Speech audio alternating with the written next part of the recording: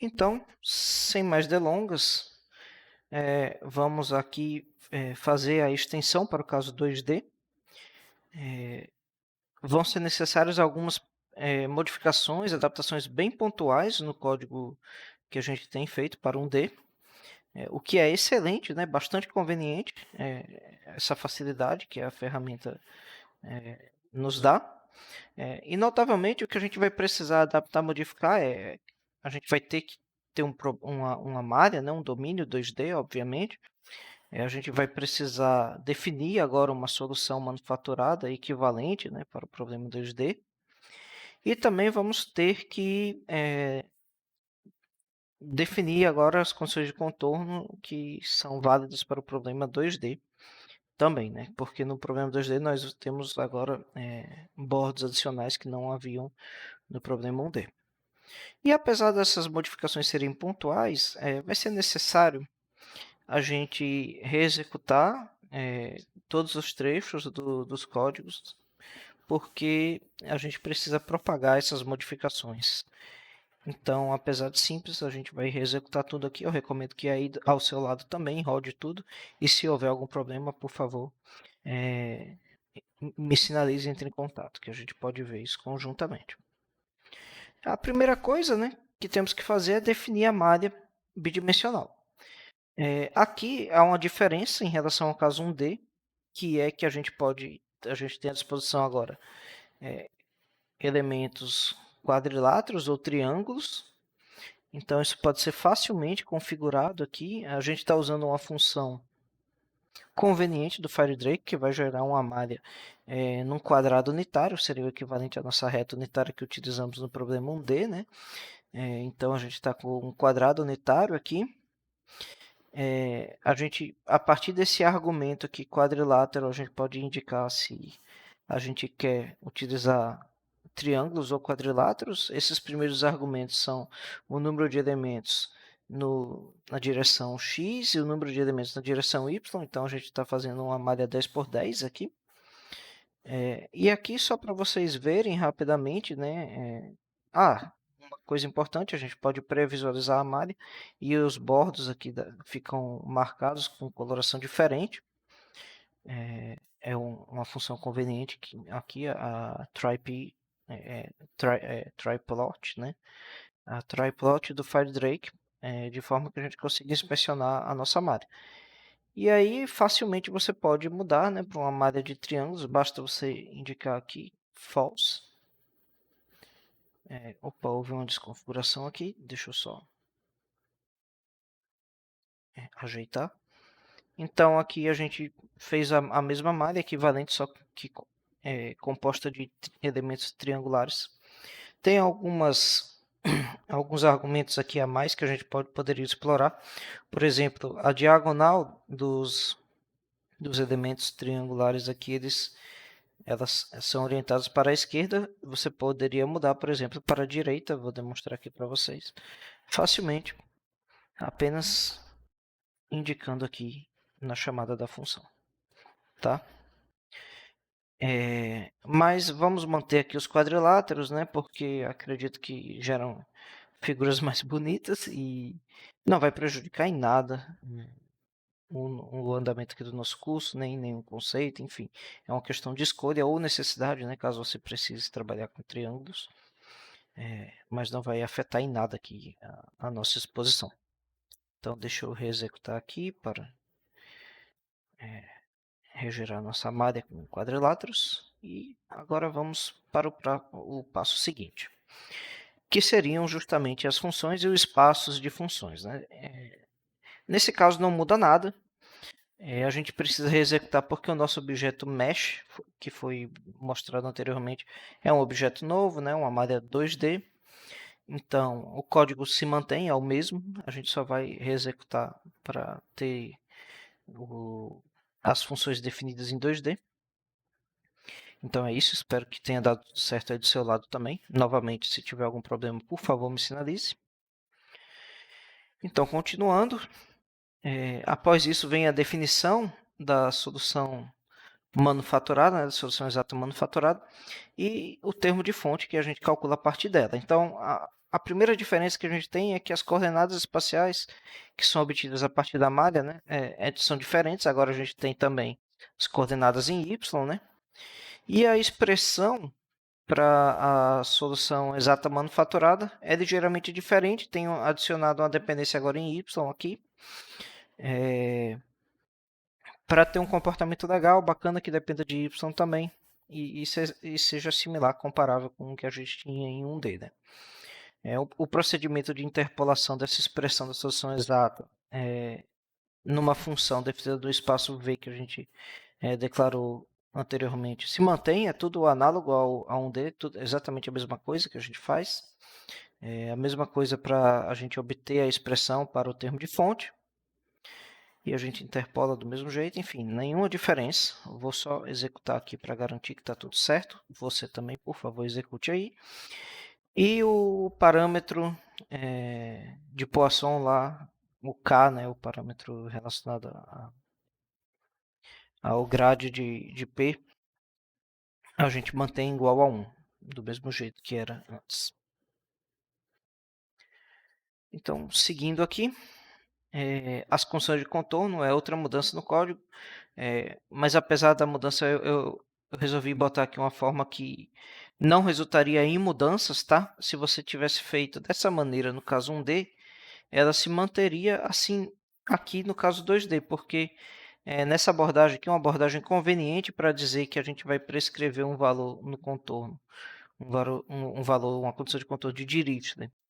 Em todo o bordo tem essa opção simplesmente de indicar que a gente quer em toda a fronteira, e aí não precisaria mudar nada, né?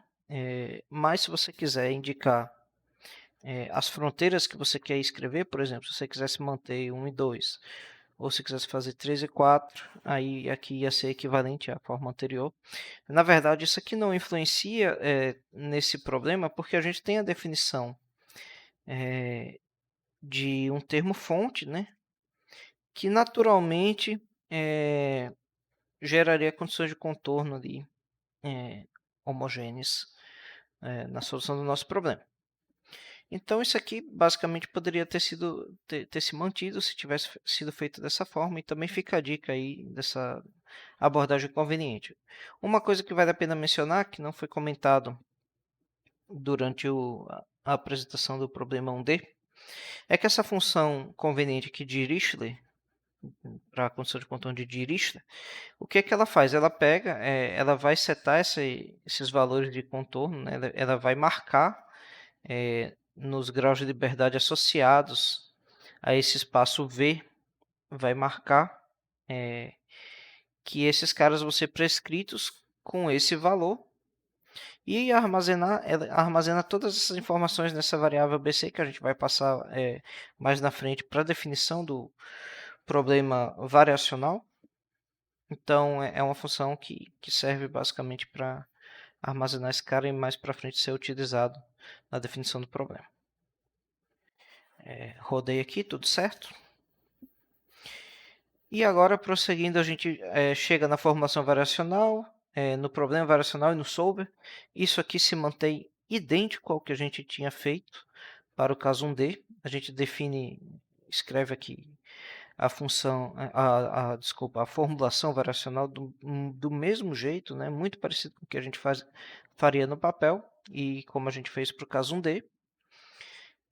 Daí a gente continua e declara o problema variacional, né? O problema variacional, no caso aqui, é o A é igual a L, né? A forma bilinear é igual a L, que é a forma linear associada.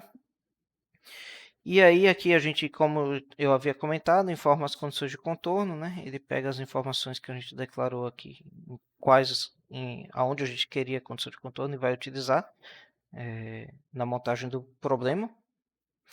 Do mesmo jeito, a gente declara aqui uma função em V chamada solution para armazenar a solução que a gente vai obter do problema variacional. E aí a gente monta o solver da mesma forma que montamos para o caso 1D. A gente forma os parâmetros da PETSI que serão utilizados, né? Mesma coisa, a gente quer utilizar um método direto, no caso o LU aqui, e o LU é um método direto que é utilizado como pré-condicionador na PETSI, então a gente está dizendo aqui que o tipo de solver vai ser apenas o pré-condicionador, e esse pré-condicionador será o LU, a gente passa essa configuração para a função que vai construir o nosso solver linear aqui. Esse solver linear é construído a partir também da definição do problema variacional. Então, a gente informa o problema variacional e os parâmetros do solver aqui. Tem outros parâmetros que vocês podem consultar na documentação, se quiser. Recomendo também, novamente, reforçando, olhar as opções que vocês têm na PET, você que tem uma infinidade de coisas que poderiam ser exploradas, especialmente métodos iterativos, que aqui não é interessante, porque é um problema pequeno. Mas para casos 3D, se você fosse aventurar em adaptar esse código para um caso 3D, pode ser que seja bacana. Então aqui a gente montou o solver e solucionou o sistema resultante aqui com o ponto .solve. Ok? Rodei aqui, tudo certinho. Espero que aí também. Agora a gente continua, vamos ver o resultado, né? Aqui é um resultado mais interessante, mais bonito, né? Um gráfico mais colorido. Então, para visualizar o resultado, aqui fiz alguns truques adicionais, um pouco mais longo, né, do que a gente, bem pouco mais longo do que a gente fez no caso 1D, mas utilizei uma função aqui conveniente, né, do FireDrake para fazer esse gráfico, que é a try_p_color. Nesse caso, ela recebe a solução, e aqui eu tive que fazer algumas coisas para ter um poder de customização melhor, né? Deixar o gráfico, fazer modificações no gráfico para as coisas ficarem com melhor apresentação. Então eu peguei o Matplotlib, gerei o fig e os axes usando os subplots. Esses axes aqui eu passo para a função conveniente do FireDrake, né? A try_p_color. De forma que ele vai reaproveitar e depois eu posso modificar como eu queira, né? Fazer as modificações aqui. Na try_p_color você também pode definir o mapa de cor. Aqui a gente está usando esse coolworm aqui. Também, né, utilizando o fig, a gente definiu uma barra de cor aqui associada à nossa solução. E os limites aqui dos eixos, né, de 0 a 1 a partir do axis. Então, tudo certinho, né? Acho que é bastante intuitivo o resto. O análogo foi feito para a solução exata aqui. Pegamos, plotamos a solução exata da mesma forma, utilizando as mesmas configurações. E aí a gente vê que o resultado foi bastante satisfatório, deu bem próximo, né? Tem uma ligeira discrepância aqui, como pode ser observado a partir da barra de cor associada à solução e também associada à solução exata.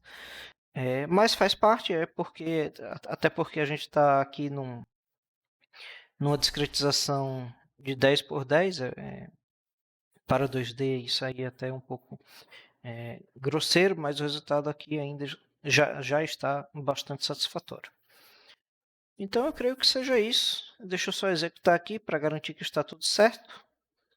E para vocês não falarem que eu estou mentindo quando está tudo certo, então aqui matamos o problema e mostramos o código, certo? Então, tudo certo, tudo executado, sem nenhum erro. E se você tiver eventualmente algum problema aí, por favor, me sinalize que a gente pode trabalhar juntos para encontrar a solução. Então é isso, meus colegas. Espero que tenha dado tudo certo e qualquer coisa estou à disposição. Vejo vocês na próxima. Valeu!